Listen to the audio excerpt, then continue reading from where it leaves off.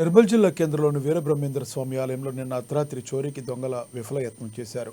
ఆలయంలోని లాకర్ పగలగొట్టేందుకు దొంగలు ప్రయత్నించారు. లాకర్ తెరుచుకోకపోవడంతో పాటు పోలీసులు అటుగా రావడంతో లాకర్ను వదిలి పారిపోయారు. పోలీసులు కేసు నమోదు చేసుకుని దర్యాప్తు చేస్తున్నారు.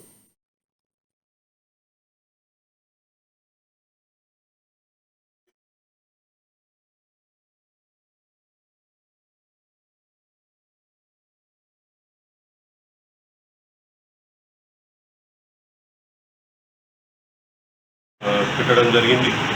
ఎలాంటి ఆస్తి నష్టం ఏం జరగలేదు.